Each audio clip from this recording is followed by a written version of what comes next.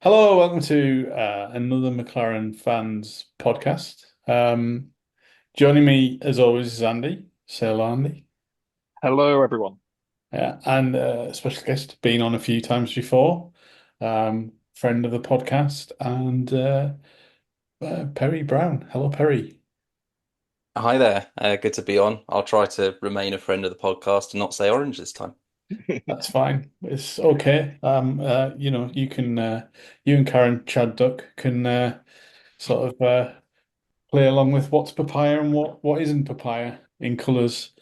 Uh, he was a good sport though over the weekend with tweeting everyone back. I think it was Keith he was tweeting back, wasn't it? This is what the colour the papaya is in Brazil and showing it on his plate. So there you go. Yeah, I guess we've got a lot to talk about. There's been a couple of races. Notably, I think kind of going to concentrate more on, I guess, Mexico and Brazil. One thing I do want to say is it's not very often we praise other drivers, but I just going to say that that drive from Max Verstappen yesterday was a championship drive.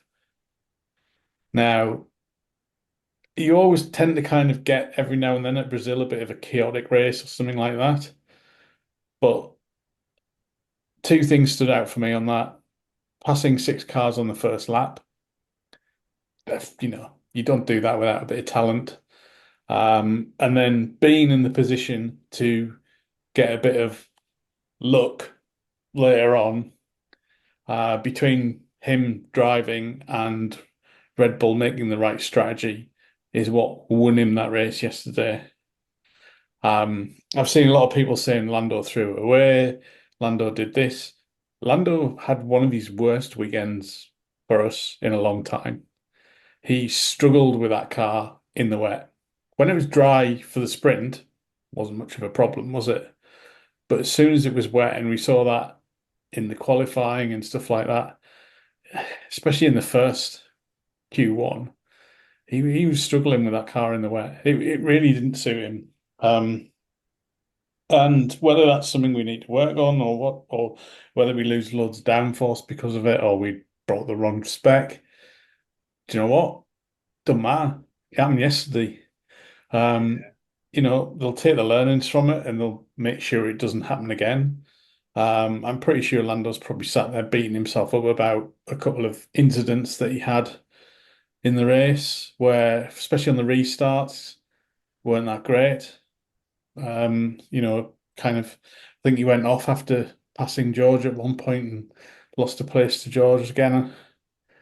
It could have been a lot worse. It could have been a hell of a lot better, but it could have also been a lot worse. So I just want to go back to one thing from the last podcast. How many races did you say Lando was going to win? I think I probably said all of them. Yeah. Yeah.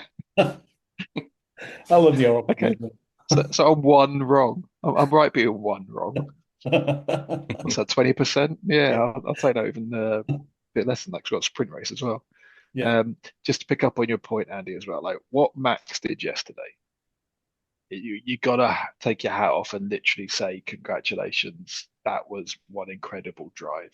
Yeah. Lando got stuck behind George and could not overtake George. Yeah. If the start had been different, it might have been a very different ball game today. We might be saying a few different things, but you look back on this season, that's going to be the one drive where Max won the championship. Yeah. Yeah. I think that's it. I don't know. I kind of feel like I've not been in that camp of Lando's going to win this championship. I don't think he's strong enough. But if you want to look at how to win a championship, look at what Max Verstappen has done since the seven races at the beginning of the season where he had the best car by miles. That's how you win a championship. Um, and it's by being there or thereabouts and picking up the pieces when everything else falls apart, being consistent. I Um, think that's the championship quality of Red Bull at the moment, that they don't leave points on the table. yeah, Um, I mean, free for free here. I'll say that that was an absolutely brilliant drive by Max Verstappen yesterday again. As you say, Champions Drive.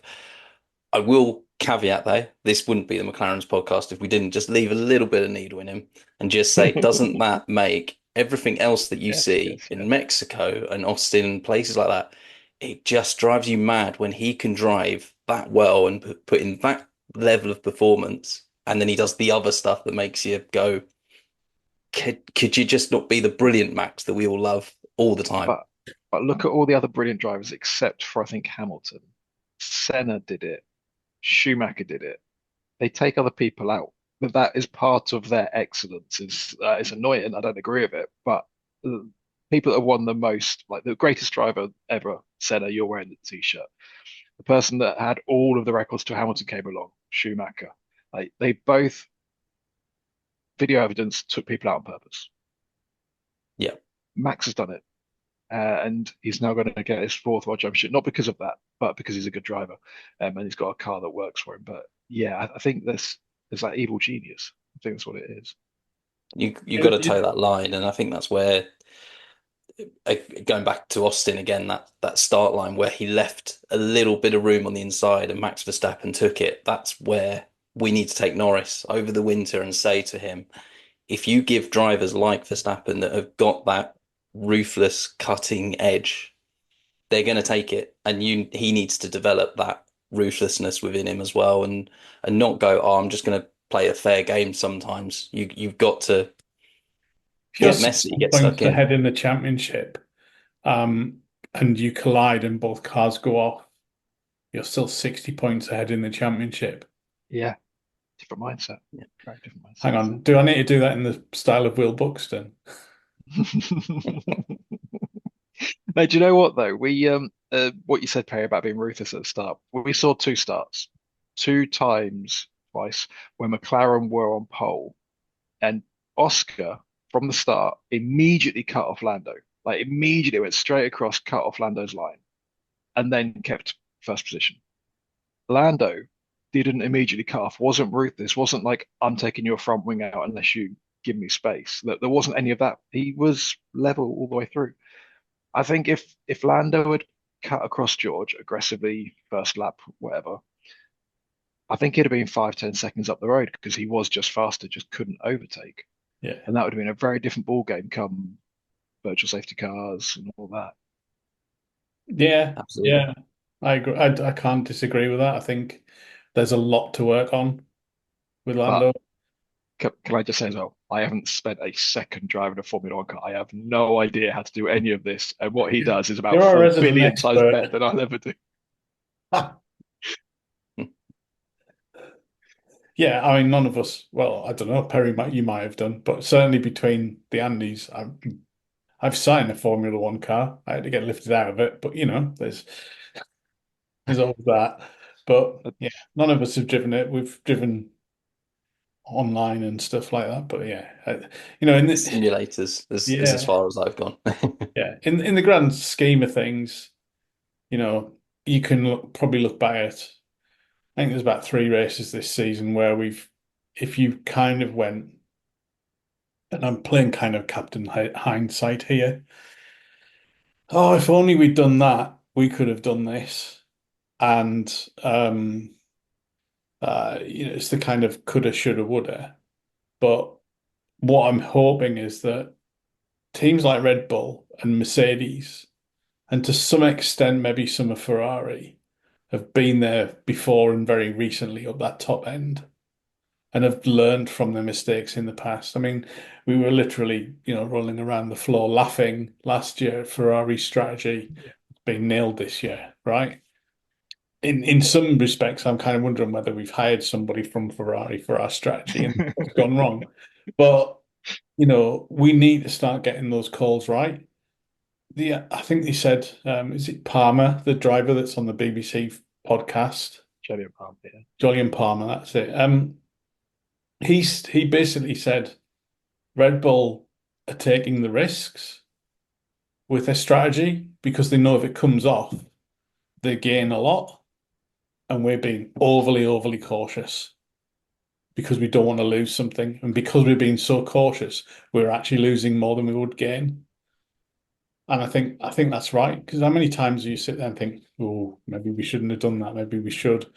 And yeah, when you saw both of Lando and George rolling into the pits, you were like, oh, it's not the right time for that. And if somebody like myself can sit at home and know that, then something's gone wrong somewhere because I'm not a Mm. strategist. Uh, I I I mean, first of all, they shouldn't have been in, like, as you say, you're watching it, you're thinking, why is he in the pit lane? And then once they got there, you thought it must be wet enough where they're saying we need full wet tires. And then Yeah. they came out on intermediates, and I thought, where's the plan here? They've just told Lando Leclerc's pitted, put fresh inters on, and he's not overtaking people. So we followed Russell into the pit lane and then done Yeah. exactly the same thing and thought, well, we've just cancelled everything out. At least say do the opposite to whatever Russell does. Yeah. You're Yeah. thinking anyway. It, What were they like 5 seconds in the lead? George and Lando were like 5, 6 seconds ahead of Snowden, wasn't he? He was in third at the time. yeah. So we Yeah. had a lap in hand. If they pitted before us, we could have pitted that later. And I we no need to pit. Like if we're on inters, there's no rule saying you have to pit. So you could have Right. done the whole race on the same set of inters, not pitted. Yeah. I don't know if it worked or not, but don't think that'd last. But we didn't need to. We didn't need to be the first to stop, especially when the VSD was clearly about to end. Well, not just that, it was a very high probability at that point of a safety car happening at some point. The rain was coming down a lot harder, so it was either going to go for that. In the end, it went for, was it Colapinto Yeah, smashing it up behind the safety yeah, car? big time. But I mean, it started off as a chaotic race anyway. Let me just bring this one out there, right? I know we've just both all just said none of us are F1 drivers. Can we add Lance Stroll to that bracket as well? Yes, I knew you were going there. Good God. I'll give the guy some slack because, yeah, all right, his dad owns the team, whatever. But, he was doing all right for a little while. But to see the footage of what he did at the weekend was unbelievable. I would be, if I was Mike Crack at Aston, I'd be flabbergasted that that guy was driving a car because he went off. These things happen. We've seen it happen in Brazil before. He's on tarmac. He turns the car around and can literally drive out on the tarmac, Yeah. but decides to take a shortcut over the gravel. The race isn't even on, so he's not losing any places, losing any time, right? Maybe he will get a 5 second penalty or something like that. I don't know. But, you know, he then just drives straight through the gravel and gets beached. And not only that, if you look at his trajectory through the gravel, he's not even the quickest way through the gravel. Uh, It's It's unreal. unbelievable to watch. If hey, you've not seen it, look out for it. You will sit there and just actually go, "What This on earth?" Listen to it as well. Have it with the sound on because the sound of the fans shouting Drogovic Right. as Oh God. he's there. for a man with his driving skills, talent, and acumen, it's lucky he's got more DNA in him than someone else has. Yeah. Yeah. I mean, if you were, you know, looking at another driver that did that, you would be still thinking, "What on earth is he doing? How the hell has he done that?" But yeah, I just Brilliant, though. Absolutely brilliant. believe it. I just couldn't believe it. There used to be a TV program in the UK, if anyone's listening from outside the UK, I don't know if people do still, but called A Question of Sport. And they used to have a section that used to show a clip of a video and then what happens next. And they'd ask the panel. And I'd put money on it that none of the panel would be able to guess what he did next because it was just so bizarre and so ridiculous. Yeah. One thing you said really early doors, Andy, was Hmm. about downforce, and we put a different wing on for the rain. we put a higher downforce wing on for the rain, which made us slightly slower in the straights. Yes, we were a And lot we slower could at the not time. overtake. There was no Yeah, DRS all day, no DRS. If yeah. DRS had been turned on because it was dry enough, it would have been lovely. We'd have been there. But The irony was that the race was brought forward an hour and a half because it was meant to start at 5 p.m., wasn't it, in the UK? So it was brought forward to 3:30. The irony was that I think that was when Ted was doing his notebook or something like that on the thing. It was lovely weather, and they could have had the race at that time, and it would have suited us perfectly. Yeah, that's what I thought. It seemed that they put this wing on expecting that Norris at least on pole or towards the front, Piastri would be close enough to the front that we'd run and hide. And Yeah, as soon as we had people in front of us, we were just stuck all day. He did one move on George Russell, brilliantly round the outside of turn three. And then, as you say, after that, he ran wide, lost a position to him, ran wide at a restart, lost a position to Leclerc. And it just guaranteed that he was going to be behind for the rest of the race from there. It was, yeah, yeah. It's kind of that weekend that you're always going to have where you come away and you think, right, there's a bit of damage limitation there. Ultimately, Verstappen got the victory, and there will be plenty of Lando fans out there that are upset about that and wanted Lando to win the championship. Don't get me wrong, I would have liked him to do that, oh yeah, but I'm a McLaren fan. I want the team to win the constructors more than anything. That's where we get the money from. That's what allows us to go racing next year. That's where the real crux of it is for the team. We've still got a chance of that. We've still got a good chance of that. If that had been a Ferrari win, we would have been in real trouble. If that had been yeah. another Ferrari 1-2, I would have said you could kiss goodbye to that constructors. As it stands, Ferrari had a bit of a stinker as well. And I think we made a couple of points on them over the weekend in total. That's about it, which is fine. Yeah. I There's, mean, I had a really strong feeling going in that we were gonna, if we had a decent weekend, we're gonna have more pace than Ferrari and we were gonna extend. And yes, we did, but not by as much as I hoped. Coming off the yeah, back of again Austin, Mexico, Ferrari had two incredibly strong results, and we hadn't maximized those races for one reason or another. So yeah, we really didn't need it to rain. yeah. I'm still hopeful. I think Qatar's our next one. I think you look at Las Vegas last year, it's difficult to judge Norris's race, Ferrari were very fast last year, but weren't they were strong there. Yeah, so we'll see. We'll certainly give it a good shot with this year's car, but I think Qatar for us is one, and it's another sprint race where that will make or break the they? Yeah. championship for me, that one. I feel that we got three races left. It's whichever team gets two out of those three. 3 race weekends. Three race weekends. Whoever gets two, Mm. yeah. So, uh, if Ferrari have the better weekend in Vegas and then we do in Qatar and Abu Dhabi, happy days. But I think it's going to come down to the last race.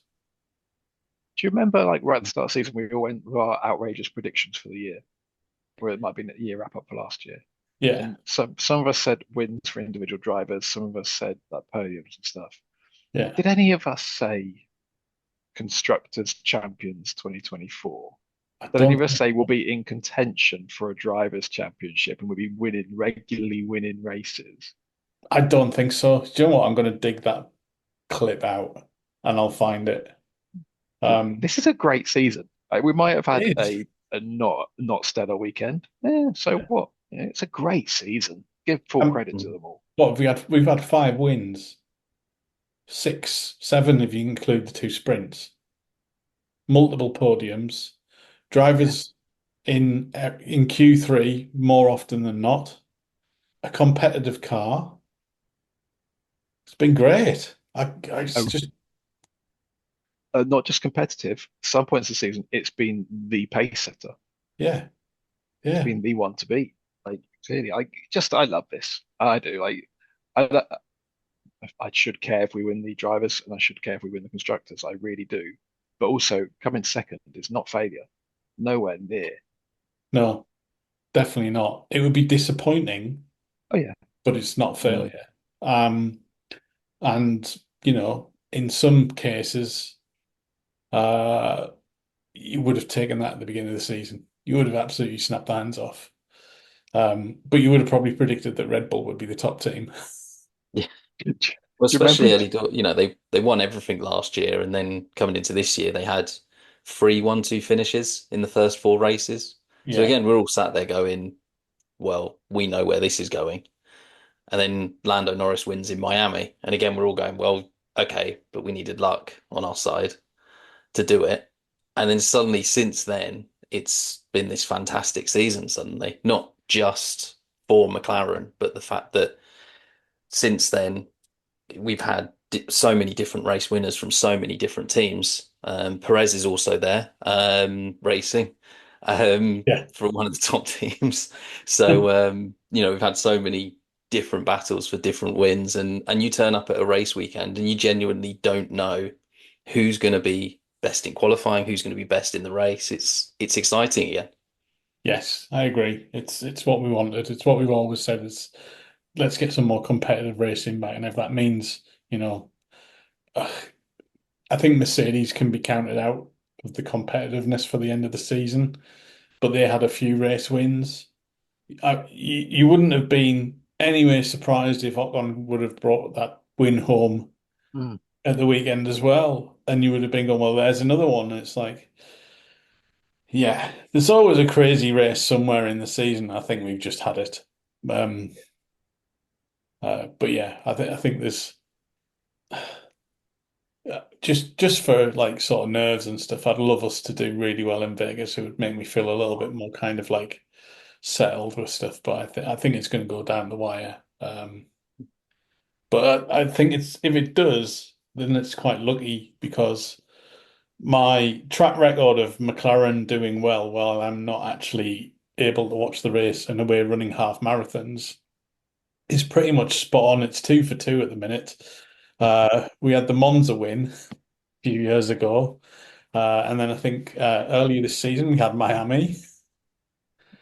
Um, and yeah, and so while we wait for this next one, let's hope it's the championship for the constructors that we claim, Haven't you also been at 2 wins this season, though? and at 2 wins this season as well. Yeah, Yeah. well, get yourself out to Las Vegas.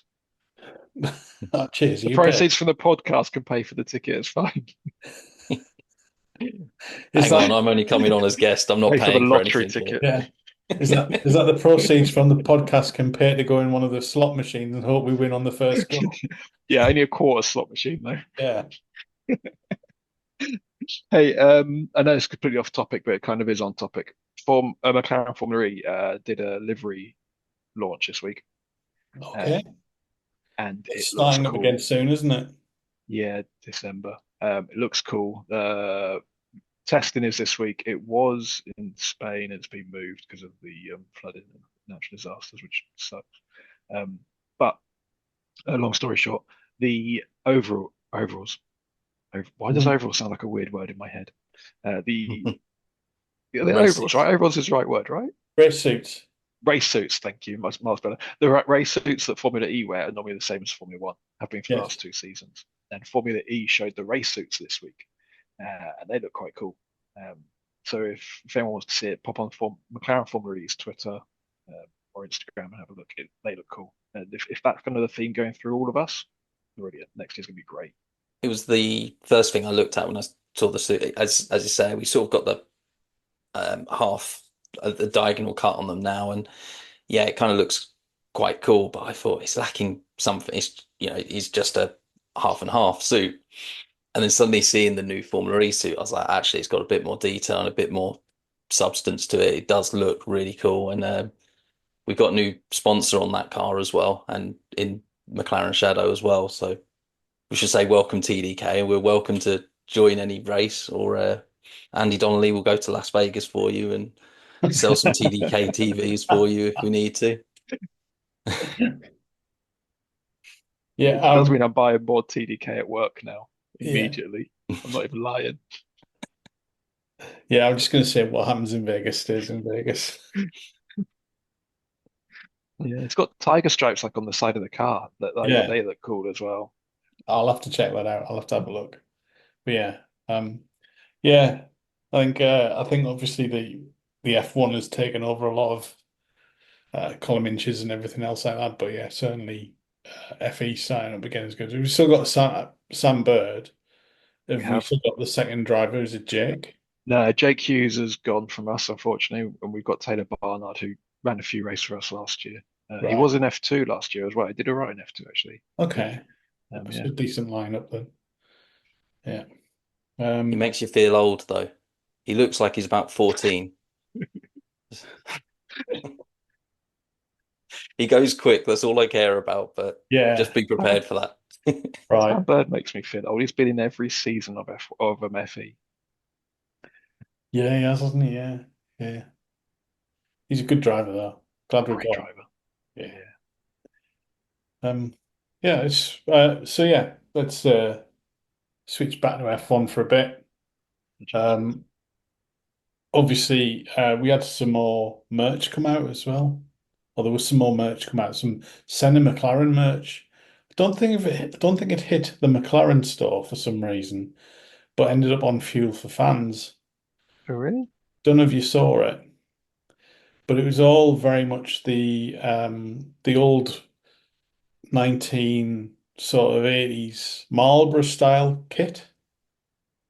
Um, I feel like I saw this online. I think you might be right that it wasn't directed at us from the team, but news of it sort of surfaced. If you go on social media, you'll see screenshots of it. yeah. So I was kind of thinking how have they got away with doing that? And is it because some of them have McLaren on them, I'm sure of it. Or let me just check before I make an absolute fool of Well, we myself. had the Abercrombie collab like halfway through the year, which Yeah. wasn't really advertised either by McLaren. I don't think it was available on McLaren either. I think it was just an So, Abercrombie sale. so they've got a polo shirt which looks just like the McLaren team shirt, which and rather than having the Marlboro on it, they've got Senna written on it, but they've got the McLaren on that side. It looks really smart. And then they've got Senna on the back, but it's all that stuff looks pretty smart, but it's all got a McLaren logo on it as well, which is why I was quite surprised that it didn't appear on our site, especially, given Perry's wearing the Senna stuff from earlier this season, that did McLaren know they were doing this? Who knows? I mean, if this was 4 years ago, I'd be like going, "Wow, they're going to get sued and everything else like that." But there's so many McLaren collabs around these days that you just, oh, well, we've got Levi's jackets, we've got They're cool. stuff with, is it with Reese? We've got Hollister do it. We've got, oh, there's another place that does it as well. That's like a trendy The shop for you jeans, to do. Hey, the denim, some kind of jeans with yeah, someone. that was K-Swiss as well Levi's. with the shoes. Oh yeah, K-Swiss for the shoes. So there's a lot of collabs going on that you just don't really kind of always hear about. But it just seemed a bit weird that the team didn't do anything about it or say anything, and it just appeared on Fuel Fans. I've not seen it on any other sites. So I was kind of like wondering if you guys had seen it around or anything like that. Um, But, Something popped up about some clothing being only available actually in Vegas at the race. That might be this. I don't know. right. There's an Austin collection on the. McLaren Shadow launched some nice stuff actually, by the way. Yeah. Oh, they've got a hoodie on there that's really, really nice with a shadow down the back of it in the middle. It looks really good. And then I looked at my collection of 40 other McLaren hoodies. Yeah. Maybe you shouldn't buy another one. The trackies look quite cool actually. Apparently they're really comfy as well. Yeah, I can get away with McLaren hoodies at work. I don't think tracksuit bottoms are going to cut it. It's What? I've already there's a been new told off. era. like It Tramp. was a new era collaboration. I didn't even know that they didn't just do hats. As immediately as I saw like new era, I was like, but none of them, only one of them was wearing a hat. I think it Yeah. was in the picture and realized there's other things. Yeah, I thought they were just hats as well, but yeah, maybe it's Yeah, like a kit sponsor that we've got. Um, Castor as well. Yeah. Loads of sponsors. People want to be with us now. It's brilliant. it is really good. I'm pretty sure we'll add some more. Did I read somewhere that we might be going with Puma next year? Did I Not get that seeing right this. somewhere? That'd be good gear. Or have I totally misread that somewhere? Well, I hope you've dreamt it, and I hope you've made this up. And now I hope Puma do take us on board because of you. Or was it a few years ago we did that and it ended up being Fuel for Fans and Stitched? I don't know. I, Stitched was awful. I won't mind because at the moment, when I go to the outlet store near me and go into Castor, my daughter likes to wind me up by going over to the Red Bull stuff. Now I know Puma have got Mercedes and Ferrari, but they're a bit more palatable than Red Bull. So yeah. at least she'll drag me over to that stuff instead if I have to go to a different shop. Was it I wonder, I you talk wonder about if we TK Maxx? TK Pardon? Maxx as well. TK Maxx have some McLaren stuff in Oh, and a lot of Red Bull stuff in. I never see Ah, anything in there. Never see any McLaren stuff. And then there's people putting up like Yeah. pictures of racks and racks Yeah, of yeah, yeah. stuff. Yeah, I've seen it literally, but it was all like Oscar Piastri purple t-shirt, all size small. yeah. I got a few of the I got the hoodie from Singapore and the K Swiss, the lights out K Swiss special edition ones. Um, and they're pretty cool. But no, it seems what I've done is I've read an article from ages ago where Puma were going to do our footwear, which they obviously did, and now K Swiss again. So ignore that. I meant to have my finger on the pulse, being a host of a This podcast information about is McLaren. massive. Yeah, fake news. That's tomorrow. Yeah, Yeah, I was gonna say. yeah. So, well, anyway, right. So, anything else we want to add to the last few weeks? Should we talk about penalties for 5 minutes? No. Okay. Yeah, I think it's been done to death, hasn't it? Why? I think my my gut feeling is that he got what he deserved, and now it's pretty clear the precedence is set. If you do this, if this, then that, if this, then that. I don't have any problem with Lando's penalty that he got in Austin. He was off the track, he overtook. I have more of an issue that Max pushed him off the track on that one, but I can see why he would again, you know. Um, but then, I actually did sat there and gasp when basically Verstappen got two 10-second penalties in Mexico. I thought that is a right. This is a warning, not just to Max, but to other drivers as well. So, and if you I know, think it's a clear point at this stage now that these racing guidelines are needing to be changed, and it's yeah, it's about time that they were because as soon as they got written, it always seemed fair. You got to give the other guy room. As soon as you're alongside, give them room. And then somehow they came up with this. You got to be ahead at the apex, and yeah, literally the difference between Austin and Mexico was about 20 centimeters. You know, yeah, one driver gets a penalty, the other Verstappen gets a penalty. His defense in Mexico was cleaner than in Austin. How yeah. is that a 15-second swing in penalties and where it goes is completely balmy. So it's about I, time they rip up those guidelines and start again. the weird thing is that it was brought in because of Red Bull complaining after the Lewis Max incident at Silverstone a few years back, Yeah, and like, yeah, who's got the corner? Oh, Max had the corner. Lewis had the corner. Max had the corner. yeah, Ultimately, we've all seen Max drive. We've all seen what he does. He's done it quite a few times. He will stick the car in there, regardless of whether he's making the corner or not, and make a decision. And if we go back to what Andy said earlier on in the podcast, that's what a lot of world champions will do. You're either not getting past me or you're going to crash. And yeah, Schumacher used to do that. Senna used to do that.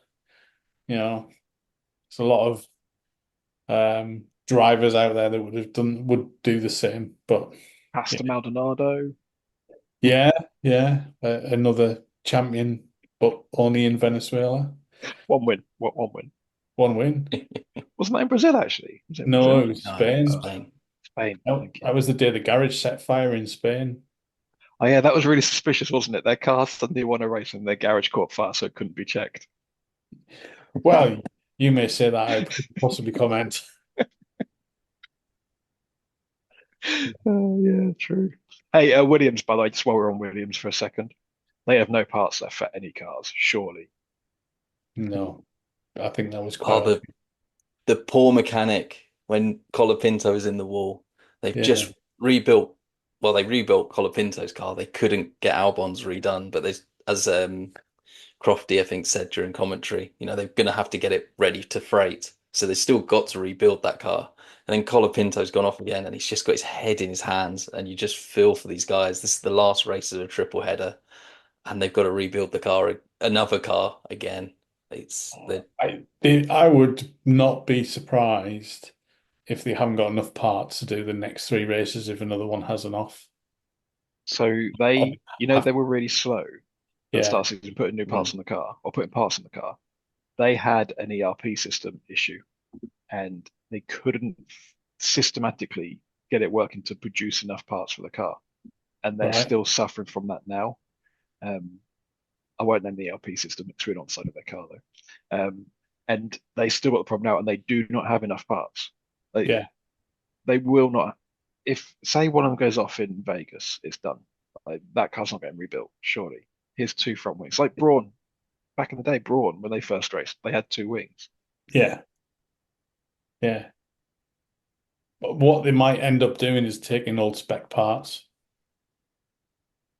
especially from if they've 1996. got any of those left. yeah, yeah. We can't rebuild this car, so we've just brought Nigel Mansell's race winning championship car along with us.